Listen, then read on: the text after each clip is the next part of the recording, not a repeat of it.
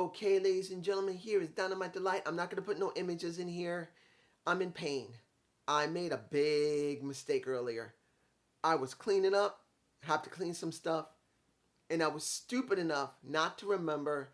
I got a couple of laptops, very old ones. One is like 10, the other one's like 8 or 9 years old, the other two. And I forgot I had it on a chair so I can pick it up very easily because it's easier for me being disabled to be able to move stuff around. As I was cleaning up, I lifted the chair and tried to move it around, and it was still on there. Splat! Lands right on my right foot. Now, it didn't land on the big toe, like the big toe here. It landed on this part of your foot right here, where the joint is, the first joint, and the second and the third. Lands right here. Oh, it hurt. And it still hurts, even though I don't think I broke it. I really hope I didn't break it. I don't think I broke it. I just bruised it really good. You know how when you smash something, it's bruised for a while. I'm a damn klutz. If I broke my foot, I shouldn't be able to walk. I shouldn't be able to walk. I should be in intense pain. I'm not. I took some pain medicine like ibuprofen light. I still feel it. It's a bit light, but it's there. So I don't think I broke it. I can still move my toe. I can still move my foot. I can jump up and down. It doesn't hurt tremendously. It just hurts a little bit. So that means I might be lucky, but still I'm a klutz. And this reminds me of this show. What were they doing? I'm doing the CM Punk and Moxley bit first. I know I could do everything else, but I got to do this because I do not agree with this. When CM Punk came out and talked, it was fine. I liked it. He compared Eddie, well, when he was talking about Mox, he brought up the Shield. Easy. He also brought up that Mox is not letting his friend Eddie Kingston get a shot at that title. And then he compared Eddie Kingston to Kofi Kingston. And that was interesting. Everyone was kind of surprised they went there. But in this day and age, now particularly, they're going to start doing that on WWE, which they have a tiny little bit. They're going to keep going back and forth. They're going to jab at each other. It's going to happen. But once Moxley came in and he did his talk, fine. I didn't have a problem with anything that either one of them talked about. It was actually a good segment. They attacked at each other. Well, they attacked one another. Fine. That's what they do. They did it again at the night. Another time.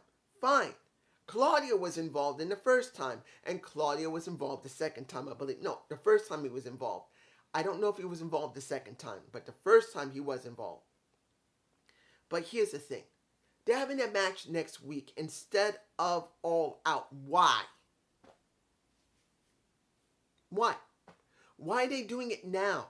Anybody else would say, oh, this is wonderful. We're going to get something great. One of the things that you do is you hype up something going into a very important pay-per-view. Why are you now having this match now unless it doesn't happen, which would be fine. I wouldn't be too surprised if this match does happen. There will be no decision and they will have to get it done at All Out. But if they actually have the match and they settle it there, was the most dumbest thing. It would be like when they had Hogan go up against Goldberg. If they actually do it. I'm hoping that they don't do it, that they come close to doing it and something stops it and they have no choice but to do it All Out.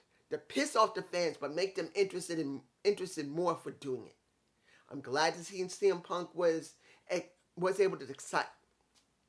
I'm really hoping that this doesn't happen and there's no decision next week. And they try to stretch this out to All Out. And this is just one of the ways to do it. That's what I'm hoping for.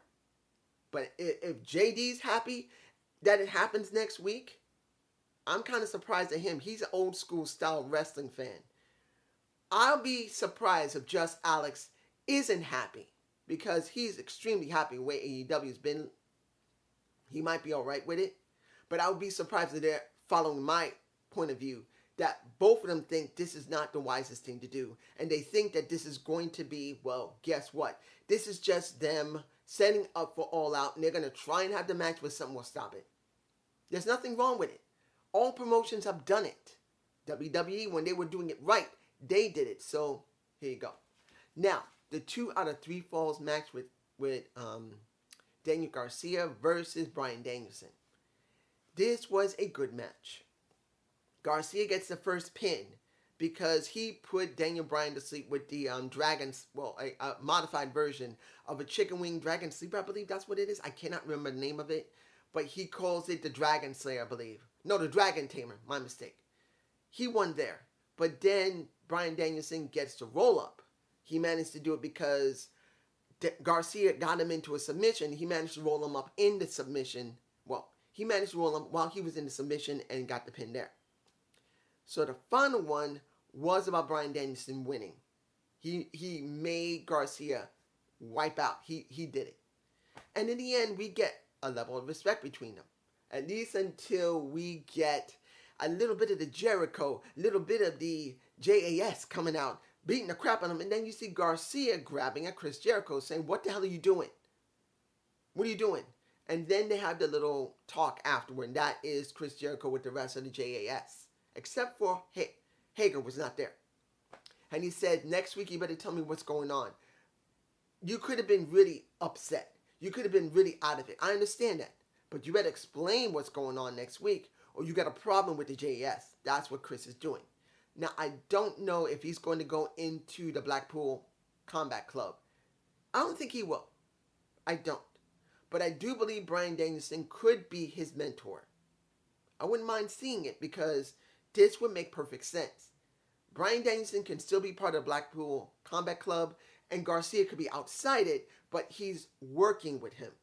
And then he can test himself with Moxley again, and he also can test himself with Claudio, and he can test himself with Yuta. That's just me. Now, Varsity Blondes and the Gun Club, not even a match. Gun Club destroys.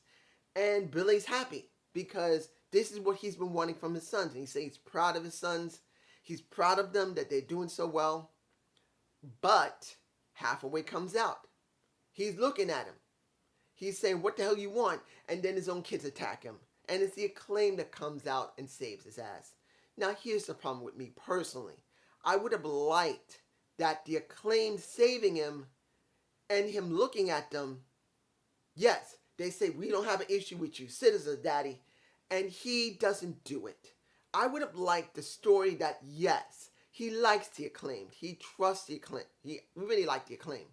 But he's getting pissed at his kids. He goes with his kids to try and make them tougher. They now turn on him, but then he feels betrayed because he finally sees they got their respect. And I would have liked him not to rush off so quickly to go back to the Acclaim. I would have liked to see him say to the Acclaim, "Look, I love you guys, but I'm really upset right now. I can't do this. My kids just turn on me." And that stops until next week. And then we get a bit about, well, it's going to come on Rampage, where I'm sure that the Gun Club will explain themselves, unless they do it on the next Dynamite. I just really, really wanted Billy Gunn not to rush back to the Acclaimed. I really believe that wasn't necessary. They could have waited 1 week to make it even more interesting, to make it more special, because this Rampage, he could have gone on a Rampage and said, "I'm so upset at my kids. I like the Acclaimed." They come out in his interview, say, "I like the Acclaimed. I like them a lot, but I'm really upset right now." And they both come out and say, look, Billy, you know, we don't got no problem with you. We saw there was something wrong with your kids. But we got no problem, man. We'll be in your corner." And he says, "Yes, I know. I'm just not ready for this right now. I'm upset, man. My kids turn on me. I need some time." And they take a week. Just 1 week. But they go straight into it. And I think that was a lost opportunity, that they could have done something more that could be for the Gun Club when they do their talk, maybe on Rampage or next Dynamite. And they could have added to that. Come on. I'm just saying. Now, Toni Storm versus Kylie King. Well, the match wasn't bad. And this is setting up what's going to happen with Toni Storm versus Thunder Rosa. They are friends, and they are going to go after, well, Storm's going after that title, and Thunder Rosa, even though it doesn't want to face her, it's got to face her because she takes on challenges. It wasn't a bad match, and I was all right with it. I just feel like there could have been more. Maybe Thunder Rosa talking afterward. Maybe Thunder Rosa coming out and facing her. I feel like there could have been something extra. That's just me, guys, some real love. Tony Nese, I didn't say this when it came to Moxley coming out and they having that second brawl between him and Punk.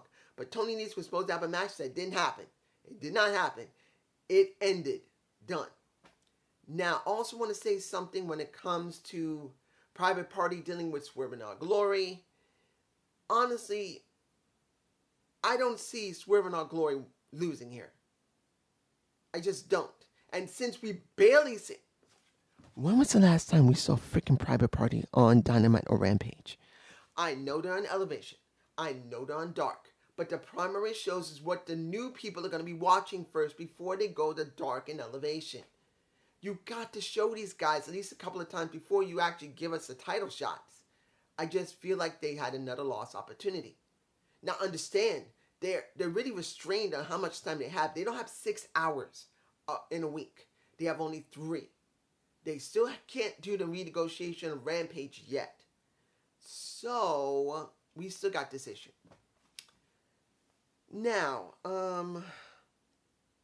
I really don't want to talk about what did they call themselves?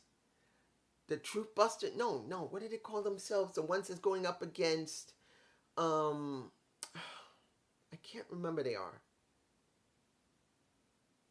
What did they call the Truth Busters? Or the... anyway, when it comes to best friends dealing with this Busters, I don't know. I mean, they're going to be in the qualifying matches. So what is Sonny Kiss going to be doing? Is he just going to be eye candy? I can understand if he is. But I'm kind of hoping they will do something with Sonny Kiss. Let me put it to you in this perspective. Sonny Kiss has been with them since practically the beginning of AEW. He hasn't really done much. I'm hoping what's the Smart Busters, maybe. That's it. Maybe Smart Busters. You guys tell me below if it's the Truth Busters or the Smart Busters. But when it comes down to it, what are they going to do with Sonny Kiss? If he's just eye candy for the guys or girls that like that kind of what he is, cool. But I truly believe they should do something with him. Other than just being there as the stand-in girlfriend or woman or sexy piece of ass. They should do something with him. I'm just saying. Finally, the final match of the night. And I know I could talk about Jungle Boy and Christian. I'm not doing it. For the simple reason, I want to see if they're going to do anything on Rampage. Yes, Jungle Boy beat the shit out of Christian when he tried to trick him. And I just kind of went there. But I'm not going any further because I'm going to wait until next week. Well, maybe next week or maybe this Rampage. I'm not doing it. Now, the first qualifying match for the Trios title, when you have the Bucks and Kenny Omega, he finally shows up, versus Andrade, Rush, and Dragon Lee, who was on the Death Before Dishonor with his brother. Now, what did they try to make this story about? This way it gets interesting. It is obvious, the way they showed this, that Kenny Omega is not supposed to be at 100% yet. He's been gone for 78 days? Been almost 10 months since. Has it been 9 to 10 months since he's last been on TV? So if he really isn't ready, this made no sense for putting him in the show right now. It would make no sense. It should have happened, well, actually, if they're going to make this end at All Out, it makes sense to bring him there. But if he's really not ready yet, this wasn't wise to do. But my guess is he is perfectly fine, but he's drumming up some interest for the Bucks in him because he's bringing back the Elite since the Undisputed Era has been renewed since the Bucks have been kicked out. I have no idea how far they're going to go with this Kenny Omega storyline if it is a real storyline. If Kenny's knee is not ready yet, if his hernia is still not fully recovered yet, and his shoulder hasn't fully recovered yet, they begged him to come back, and he said, okay, I'll come back even though I'm not fully healed yet. I don't think that was the wisest thing to do. Just because WWE changed everything around, and Triple H and Steph and Tony Khan, well, not Tony, but Nick Khan's in charge, I don't think that's wise. But if this is a story, it actually makes some sense. If this is a story and he's all right, generally speaking, showing that he's still not 100%, will make people care more about him. You could see the next couple of matches before All Out, because it's supposed to be September 3rd or 2nd. You could do another match, and you wonder, is Kenny this weak? Is he still not ready yet? Hell, when he tried the Dragon Lee V-trigger, he did the V-trigger with the knee. He was a mess by that time, supposedly. Oh, and I almost forgot. When it was over and he pinned Dragon Lee with the one-winged eagle. Well, why am I botching with the one-winged angel? I think I'm very confused. Which one is this really? I don't think he's that badly hurt. I think he's recovered enough to work again. But I'm really hoping they didn't actually pull the trigger on him too early. And he really is still not in really great shape. That's what I'm hoping for. And he did talk to Dragon Lee. He was saying something to him. Touched his face, saying thank you. I think he said thank you for what you did for me. Thank you. You went through this with me. I think that's what he was saying.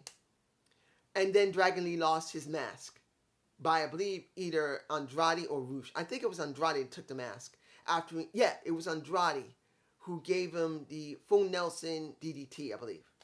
And then he took his mask. And they're going, what the hell are you doing? That's what it felt like. Was this a good show? It was okay. Kind of questioning a couple of things. But it wasn't bad. I did enjoy it. But I do not agree if, and I'm saying this, if CM Punk and Moxley are actually having that match next week. If it's a real match where there's a real decisive winner, I think that's dumb. It is dumb. They should save it for All Out. Now, if I'm right, this is just setting up more for All Out. They're not going to be able to do the full match. Or someone will stop them before they even get the match started. That's a good possibility. That's what I think. And I hope you enjoyed this Dynamite Delight. My foot's not hurting that bad. Yeah, I can still wiggle it. All right. Have a good day. Have a good night. Peace.